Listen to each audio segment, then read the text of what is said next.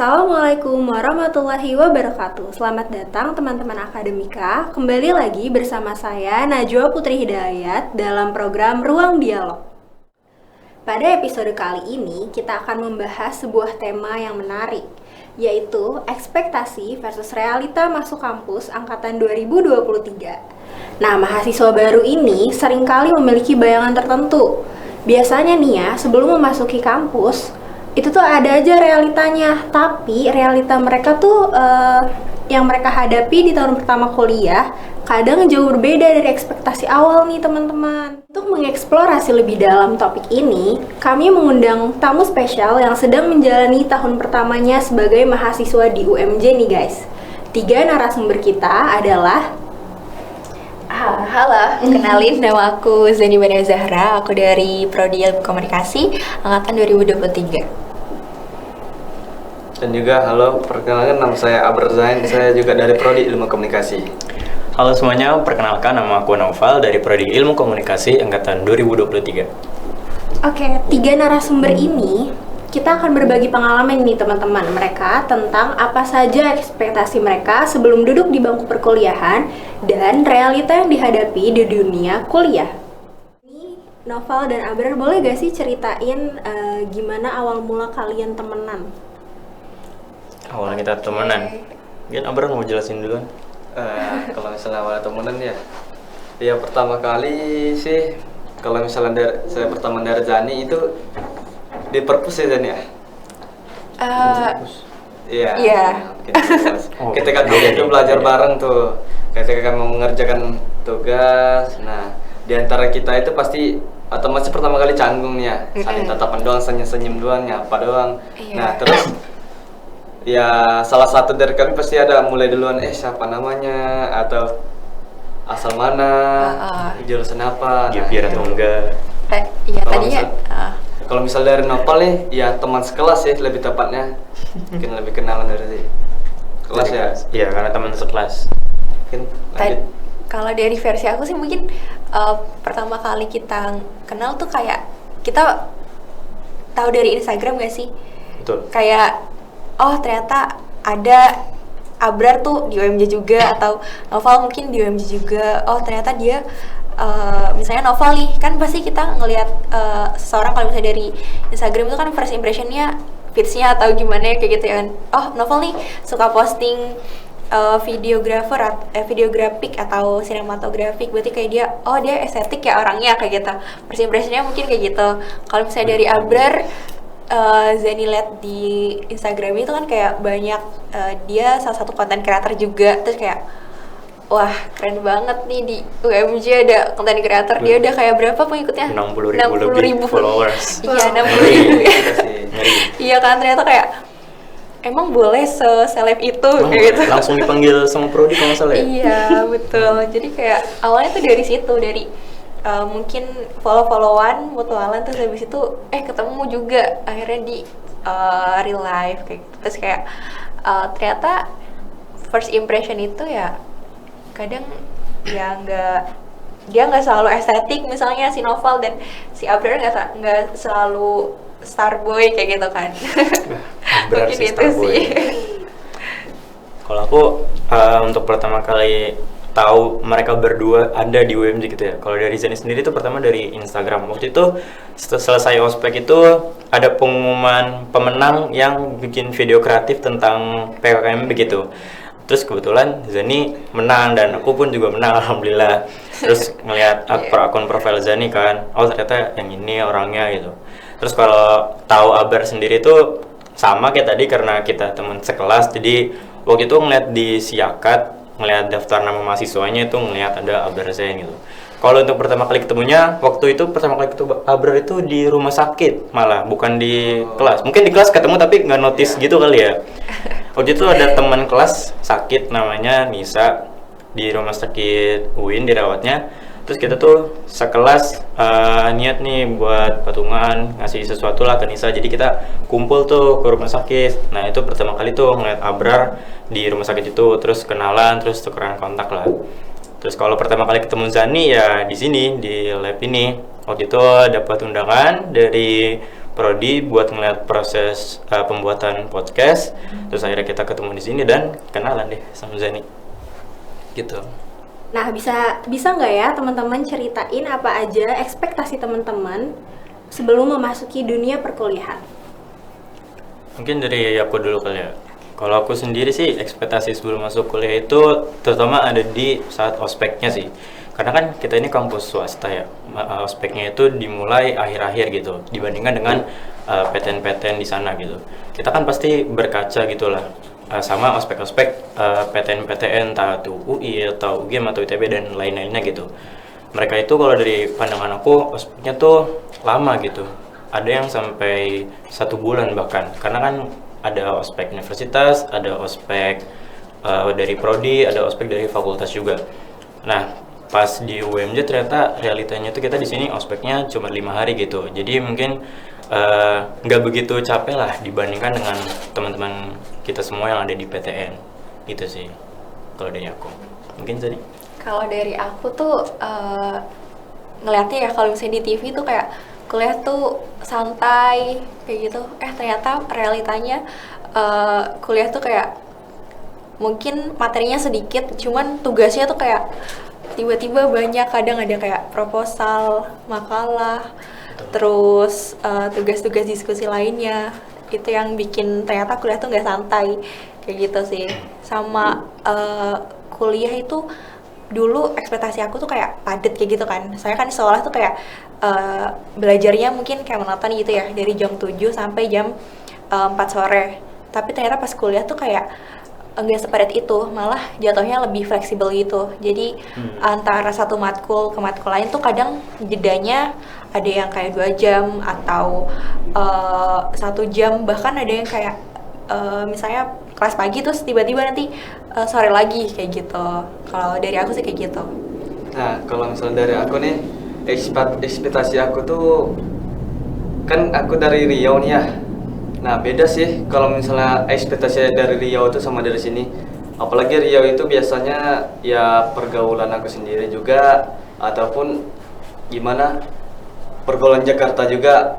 Ekspektasi aku sih kalau misalnya dari kampus kan bisa dilihat dari media sosial juga ya. Misalnya dari TV atau dari Facebook atau dari TikTok.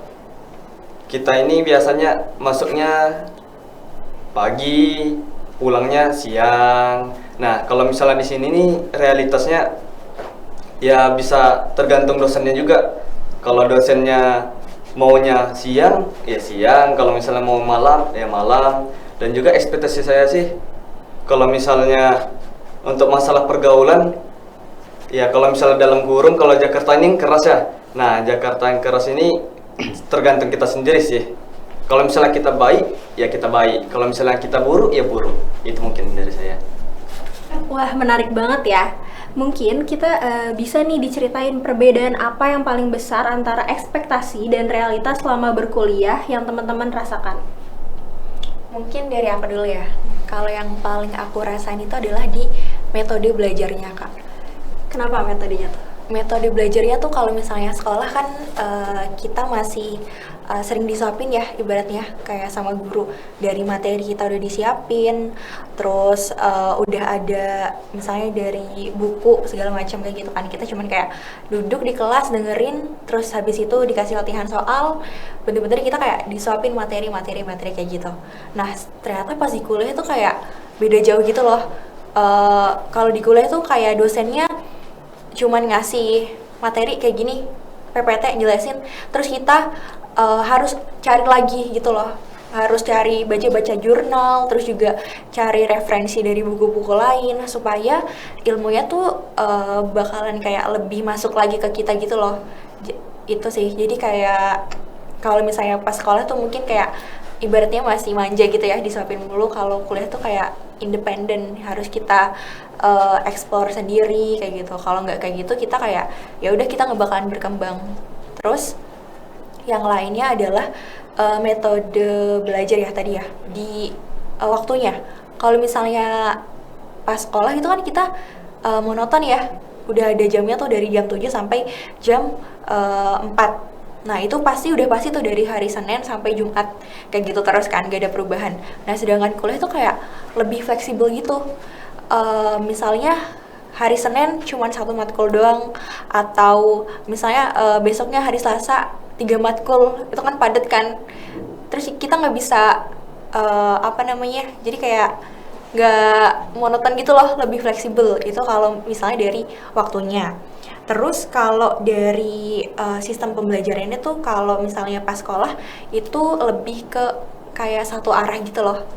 Jadi dari guru nyampein ke siswanya. Jadi kayak siswanya cuman oke, paham kayak gitu. Terus kalau misalnya dari kuliah itu lebih ke 2 arah gitu.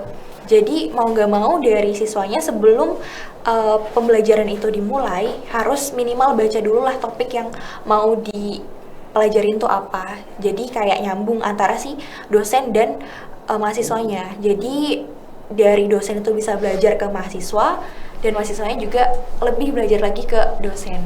Jadi kayak diskusi itu bener-bener ada banget pas kuliah gitu. Jadi kita kayak belajar buat ngungkapin pendapat, belajar untuk menyanggah apa yang mungkin gak sesuai gitu ya. Karena namanya manusia kadang dosen juga mungkin gak 100% mungkin benar kayak gitu. Nah kita bisa tuh pas kuliah, mungkin karena pas kuliah juga kita udah kayak lebih dewasa ya. Jadi kita lebih kayak berani untuk ngungkapin hal-hal yang mungkin gak sesuai sama apa yang sebenarnya terjadi kayak gitu. Terus kalau misalnya dari segi segi sekolah ya, itu kurikulumnya udah paten kayak gitu kan. Kayak misalnya pembelajarannya silabusnya seperti ini dan ini. Tapi kalau misalnya kuliah itu sistem belajarnya atau kurikulumnya itu tadi fleksibel. Jadi misalnya nih belajar tuh nggak cuma dari buku aja atau dijelasin sama dosennya, tapi pas kuliah itu ternyata kayak kita ada sistem yang dimana kelompokan kayak gitu, dan hampir semua matkul yang Zani rasain ya di semester 1 ini kayak ada aja kelompoknya. Ternyata pas dipikir-pikir lagi, ternyata belajar tuh nggak cuma dari materi aja gitu, tapi ketika kita bersosialisasi dengan orang lain, terus juga bertemu dengan karakter-karakter yang berbeda, itu jadi suatu pembelajaran juga buat kita. Jadi kayak kita ngerti nih cara ngadepin orang atau karakter yang seperti ini tuh harus dihadapinya seperti ini. Terus juga kan kadang tuh ada ya dalam kelompokan kayak misalnya ada yang nggak mau kerja atau kayak susah ditanyain atau dia nggak punya inisiatif atau apa. Nah itu jadi salah satu challenging buat kita buat kayak ternyata harusnya seperti ini ya menghadapi orangnya seperti ini kayak gitu. Jadi kayak secara nggak langsung itu ngebikin kita buat belajar buat problem solving, terus juga gimana caranya buat ngomong sama orang atau berkomunikasi dengan orang lain, menjalin relasi. Jadi mungkin poin dari perkuliahan itu nggak cuma dari materi aja, tapi kayak non akademisnya juga sangat dikedepankan kayak gitu sih kalau dari metode belajar yang Zani rasain ya. Kalau dari Abrar gimana? Realitas nih Kak. Nah, realitas kita itu ya sama juga seperti Zani. Nah, kan kalau misalnya dari sekolah itu kan dari kita nih, apalagi nih, aku nih dari pondok pesantren ya. Nah, aku nih dari pondok pesantren, realitas kuliah itu hampir mirip lah dengan apa yang dalam gambaran dalam pikiran itu. Nah, misalnya kita kuliah kerja kelompok misalnya, ya di kuliah juga kerja kelompok sama gitu. Apalagi kita nih berorganisasi. Nah, di pondok pesantren juga ada berorganisasi, di sini juga ada berorganisasi, hampir masuk realitasnya sama dengan kampus. Itu aja sih. Kalau Novel gimana? Kalau dari aku sendiri sih paling nambahin aja dari jawaban Zani ya, karena jawaban Zani udah cukup lengkap dan kompleks ya. Ya sama sih kayak apa yang Zani bilang, apa yang Abrar bilang, itu yang paling terasa perbedaannya tuh pas pembelajarannya gitu. Kalau di sekolah mungkin pada saat pembelajaran itu orang-orang lebih banyak diem gitu. Kita para murid atau siswa-siswanya tuh lebih banyak diem gitu. Mungkin jarang nanya ke guru lah, jarang bertanya gitu. Tapi kalau di kampus ini untuk awal-awal sendiri juga sebenarnya masih malu gitu untuk nanya ke dosen saat dosen ngejelasin, menyanggah perkataan dosen gitu. Tapi pas ngelihat teman-teman yang lain, ternyata teman-teman yang lain tuh interaktif banget, berani nanya ke dosen, nanya berbagai pertanyaan lah terkait matkul itu. Jadinya dari aku sendiri juga jadi ikut berani gitu untuk nanya, berdiskusi di dalam kelas sama teman-teman, sama dosen itu sendiri gitu. Terus kalau di sekolah itu dulu di dalam tas itu berat buku gitu. Sekarang pas kuliah ngerasa enteng lah di tasnya, karena isinya cuman satu binder, terus paling berat kalau ada laptop juga, atau paling bawa satu buku matkul wajib gitu. Gitu sih kalau dari aku yang paling terasa perbedaannya. Ada lagi nggak kira-kira realitas seperti apa sih yang kalian rasain bener-bener di awal tahun perkuliahan ini? Paling pergaulannya sih. Pergaulannya dulu ekspektasinya pas SMA mungkin mikirnya aduh bakal susah kenalan gitu, bakal susah nyari teman, susah untuk gabung sama orang lain gitu lah. Tapi ternyata di kampus ini mungkin pemikirannya juga udah pada dewasa gitu ya. Kita anggapannya kayak SKSD gitu tuh nggak apa-apa gitu. Jadi kita awalnya aku sih takut gitu buat kenalan sama yang lain, tapi ternyata pas sudah kenalan sama 1 orang, 2 orang, 3 orang, lama-lama ngalir aja gitu, berani untuk kenalan sama yang lain, terus ngobrol sama yang lain, kayak yaudah asik aja ngobrol sama teman-teman. Jadi nggak seburuk itu kok buat teman-teman SMA yang ngira di perkuliahan itu orang-orangnya pada nggak mau kenalan, nggak mau berteman, itu enggak sih gitu Kak. Teman-teman, aku boleh nanya nggak sih tentang culture shock yang kalian alami dari SMA nih terus ke kuliah, ada nggak sih culture shocknya? Yang orang jauh dulu lah. Oke. Mungkin dari siapa? Dari Riau dulu. Oke, dari aku dari nih. Ria. Ya kalau dari kultur shock aku nih jauh lah. Kok jauh? Dari segi bahasa nih. Kalau di Riau kan itu aku kau nih, aku kau. Nah kalau di sini gua lu. Nah gitu lebih gimana gitu kalau di Jakarta ya kan. Nah juga dalam kosakata kalau di sana ada 1.000, 2.000, 5.000 ya kan. Enggak lah, di sini ada ceban lah, cepek, gope gitu. Jadi agak berbeda juga itu nih mungkin. Terus tahu goceng itu 5.000, ceban itu 10.000 tuh dari siapa? Nah itu dari teman-teman. Oh iya teman-teman. Terus kemarin ada goceng nggak? Goceng apaan? Goceng. Gitu, nggak tahu. Jadi Saya. goceng 5.000 katanya. Udah dikasih tahu sama teman-teman. Oh gini, oh gitu. Ya mungkin itu dari. Ada yang lain? Kalau dari aku kan salah satu anak rantau juga ya. Jadi dari Jawa ke Jakarta itu kayak pertama itu survive-nya dulu sih. Soalnya kan jadi anak kos ya. Itu kan pasti yang tadinya bapak ngandelin mama, terus sekarang jadi apa-apa harus independen, harus beberes, harus ngebersihin kamar mandi segala macam tuh kan harus sendiri gitu ya. Itu yang culture shock yang pertama mungkin ternyata jadi independen tuh ya?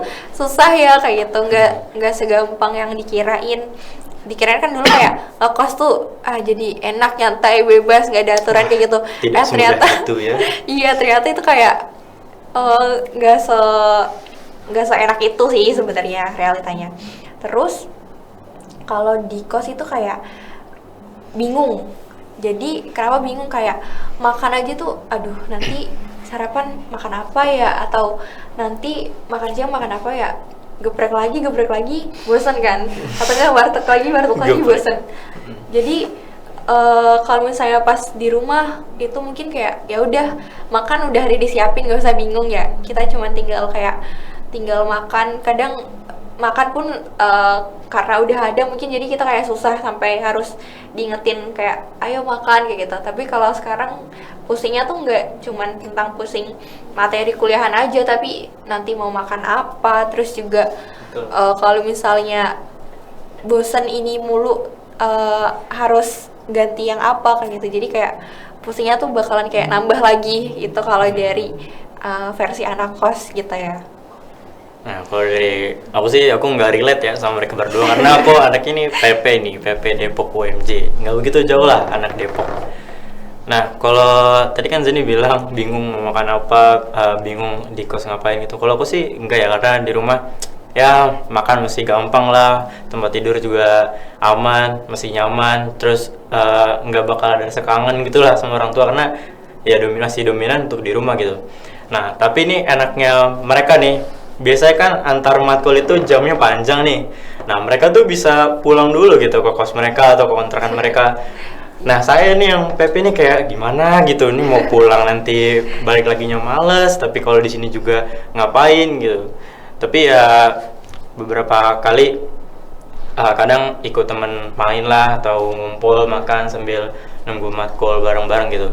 Terus yang paling bedanya lagi tuh teman-temannya tuh beragam banget gitu. Contoh kayak Zani ternyata jauh juga kan dari Jawa Tengah, terus ada Albra dari Sumatera tuh Riau, ada lagi juga teman kelas tuh dari Medan tuh juga kaget banget, ada teman dari Medan gitu, dari Riau. Terus mikirnya tuh kadang mereka tuh galak gitu yang dari Sumatera, tapi ternyata enggak, masih lo Abrar udah baik banget. Terus waktu itu juga kenalan sama teman bahkan dari Lombok gitu, jauh banget dari Lombok, kayak niat banget gitu kuliah sampai di UMJ dari Lombok. Nah, kalau Abrar kan mungkin ngomongnya aku kamu ya, atau informalnya tuh aku kau ya. Nah, dia yang dari Lombok ini tuh ngomongnya akunya tuh saya gitu. Terus aku nanya kan, ini beneran ngomongnya saya gitu, karena kan aku heran ya ngomongnya kok saya gitu. Kata dia, iya emang ngomongnya saya di sana juga gitu, saya kamu gitu, normal di sana. Jadi pas dia datang ke sini terus ketemu ngeliat ngomong aku yang pakai gua lo, dia heran, aku heran, ya udah jadinya sama-sama heran lah. Gitu sih paling kalau terus yang paling terasa. Oke, teman-teman, aku mau nanya nih, kira-kira kalian punya nggak sih tips dan trik yang berharga banget? Sama apa aja pesan yang terakhir buat teman-teman calon maba di luar sana? Kalau dari aku mungkin ya tips and triknya adalah yang pertama itu adaptasi. Jadi kita peralihan dari masa sekolah ke kuliah itu kan pasti beda banget ya. Mungkin dari segi lingkungannya, metode belajarnya, terus teman-temannya yang lebih beragam lagi. Mungkin yang harus ditingkatkan adalah skill adaptasi. Gimana cara kita buat cepat untuk menyesuaikan ke lingkungan yang baru. Terus kalau yang kedua itu adalah jangan FOMO. Pasti pernah dengar dong kata-kata FOMO atau Betul. fear of missing out gitu. Oke.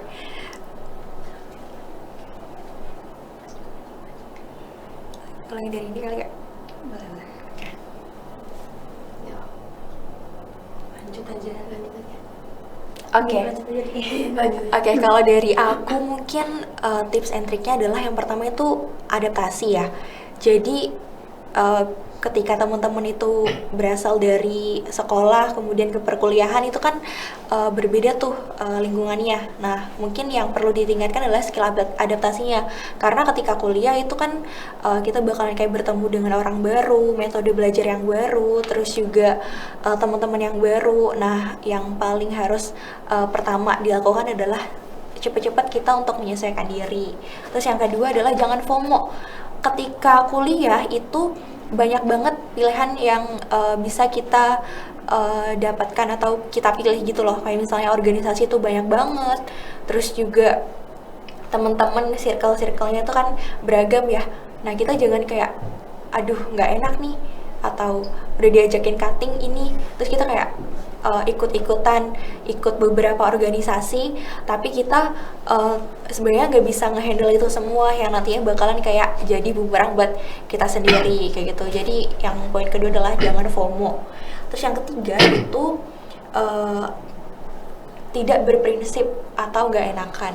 Jadi ketika misalnya temen kita ngajakin kayak join organisasi ini yuk, aduh nggak enak nih nolaknya, jadi kayak yaudah deh join aja kayak gitu. Terus habis itu ada lagi temen lagi yang ngajakin atau cutting join organisasi ini aja gitu. Terus kayak aduh nggak enak nolaknya, jadi ikut. Jadi yang ketiga itu adalah poinnya kita harus berprinsip, don't afraid to say no gitu, kayak jangan takut buat bilang enggak kayak kita. Kalau misalnya ngerasa diri kita nggak mampu, ya udah just say no kayak gitu. Habis itu udah selesai.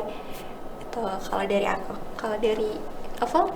Kalau dari aku untuk tips dan trik untuk para calon mahasiswa baru nanti ya, kalau dari aku sih itu jangan takut. Kenapa jangan takut? Mungkin paling penting tuh jangan takut untuk ngerasa sendiri gitu. Karena apalagi nanti kalian pas masuk kuliah itu teman-teman kalian tuh sama gitu, mereka semua maba semua, mahasiswa baru sama kayak kalian, mereka belum saling kenal, mereka masih baru di situ, masih adaptasi juga. Jadi kalian jangan takut untuk ngerasa sendiri. Kadang biasanya kalau kita kalau kita ngerasa sendiri tuh nanti kita ngerasa takut nggak ditemenin, kita ngelihat orang bawaannya jadi negatif terus, padahal enggak. Kita semua tuh sama gitu sama yang lain. Kayak mau ngajak kenalan tuh mungkin orang takut, nanti gue dianggap sokap lah, dianggap so asik, padahal enggak gitu. Nggak apa-apa ya kayak di awal perkuliahan itu, malah itu penting banget sih untuk nyari relasi sebanyak-banyaknya di awal gitu, karena itu nanti ngebantu banget untuk kalian pada saat pembelajaran juga. Kalau misal apalagi pas ospek gitu, itu manfaatin banget buat nyari teman sebanyak-banyaknya. Karena nanti kalau misal udah masuk pembelajaran, udah masuk kelas, itu biasanya bakal susah buat nyari teman dari kelas-kelas lain gitu. Walaupun mungkin masih possible juga sih dari mungkin kumpul makan bareng atau dari organisasi gitu. Terus yang Zani sampein itu juga penting banget, jangan takut untuk bilang enggak gitu. Takutnya kalau misal nanti kalian orang yang gak enakan gitu, kalian masuk organisasi karena gak enak sama teman, karena gak enak sama cutting, itu nanti malah kalian jadinya terpaksa pas masuk organisasi atau UKM di luar kegiatan pembelajaran gitu. Jadi mending kalian ikutin apa kata hati kalian. Kalau emang kalian mau ikut ya silakan, tapi kalau kalian merasa kalian gak mau untuk masuk ke sebuah organisasi, itu lebih baik ya nggak usah, atau bisa dipikir-pikiran lebih dahulu. Itu sih. Nah, oke, kalau menurut aku nih teman-teman tuh yang maba di luar sana, yang misalnya rantauan nih, misalnya tips-tips untuk rantauan, Anak rantau nih. rantauan misalnya yang ada dari Sumatera, kuliahnya di Jawa misalnya, ada yang orang Jawa kuliahnya di Sumatera. Nah, itu dia betul kata teman-teman aku tadi, Noval atau Zani, adaptasi. Kita nggak perlu takut untuk nyari kawan, dan kita harus bisa untuk milih kawan. Nah, kalau misalnya kawan yang benar itu yang kita ikuti, dan kawan yang salah jangan kita ikuti. Nah, bakal nanti kuliah kita nggak akan fokus. Nah, gitu dia. Intinya jangan takut untuk mencoba. Apabila udah mencoba, kan ada dua pilihan, baik atau buruk. Silahkan pilih yang baik. Nah, itu kalau menurut aku, kalau kita untuk jadi tips anak rantauan. Intinya jangan takut untuk berkenalan atau jangan ragu. Kalau misalnya ragu, ya pasti akan jalan juga ragu. Nah, kita penuh keyakinan untuk niat misalnya kuliah di Jawa, kita harus ada keyakinan.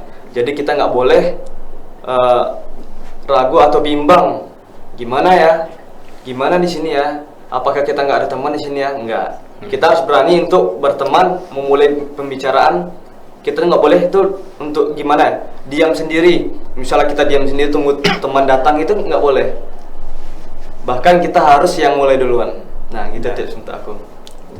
Boleh aku nambahin yang terakhir adalah, mungkin yang terakhir adalah teman-teman jangan pernah ngerasa insecure, karena di Betul. perkuliahan Benar itu nanti bakalan kayak bertemu, kan kita di kuliah itu kayak bebas berekspresi gitu ya. Kayak Setuju. dari segi perbakaian kita bebas, terus juga kayak mungkin dari kayak rambut, kadang tuh cowok ada yang panjang gitu kan, Gondrong. atau kayak mungkin kalian bakalan nemuin orang-orang yang gila dia kok pinter banget ya, atau kayak kok bisa sih orang secerdas itu. Pola pikirnya banyak yang berbeda gitu lah. Iya, nah kita tuh jangan pernah ngerasa insecure gitu, karena di atas langit itu tuh masih ada langit. Jadi Betul. misalnya teman-teman ngerasa aduh kok dia pinter banget sih, atau dia cerdas banget.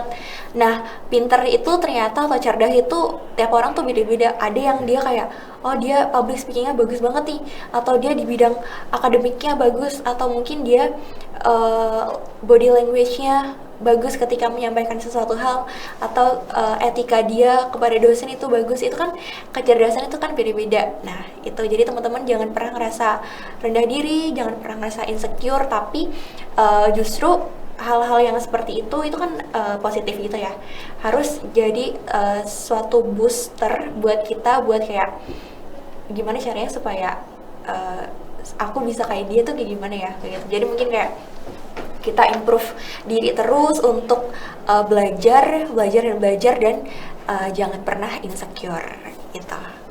Nah, Akademika, itu dia pembahasan menarik kita tentang ekspektasi versus realita mahasiswa baru. Semoga bisa jadi pembelajaran buat kita semua yang akan memulai perkuliahan.